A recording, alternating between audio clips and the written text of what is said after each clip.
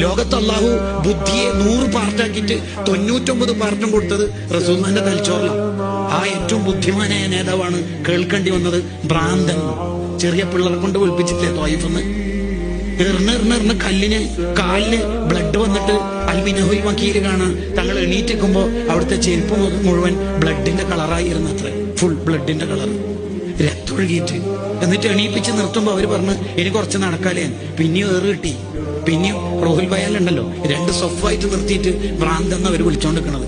ആ സമയത്ത് നീ ദുആ ഉപയോഗിച്ചൂടായിരുന്നു? തന്റെ ഇഷ്ടക്കാരെ എത്ര പേരെ കൊന്നിട്ടുണ്ട്. ഹംസ തങ്ങളെ കൊന്നിട്ടില്ലേ? ആ സമയത്ത് ദ്വാരന്നൂടായിരുന്നു? ഇല്ല, ഒന്നും ദ്വാരന്നിട്ടില്ല. എന്റെ എന്റെ ദുആ ഞാൻ ആഖിറത്തിലേക്ക് മാറ്റി വെക്കാണ്. എന്റെ ഉമ്മത്ത് എന്നെ പ്രതീക്ഷിച്ചിട്ട് വരുമ്പോ അവർക്ക് വേണ്ടി ശഫാഅത്ത് ചെയ്യാന്. ഈ നേതാവ് നമ്മളെ എങ്ങനെ സ്നേഹിക്കുക? ഒരു ചീരണി ഒരു ദിവസം മൗലിദിന് കൊടുത്ത് നമ്മളെ തമാമായോ? പോരാ. അതാണ് ഇമാം ഷഅബാനി റഹിമഹുല്ലാഹ് പറഞ്ഞത്, വല ഹദ്ദ വല നിഹായ. നബി സല്ലല്ലാഹു അലൈഹി വസല്ലം സ്നേഹിക്കുന്നതിന് പരിധിയില്ല. ജമാഅത്തെ ഇസ്ലാമിക്കാരനും മുജാഹിദുകാരനും നെട്രാജിന്റെ 15 സെന്റിമീറ്ററിന്റെ അപ്പുറം സ്നേഹം പോയാൽ ശിർക്കാവും. അവർക്ക് സ്നേഹത്തിന് പരിധിയുണ്ട്, മുഅ്മിനീങ്ങൾക്ക് പരിധിയില്ല.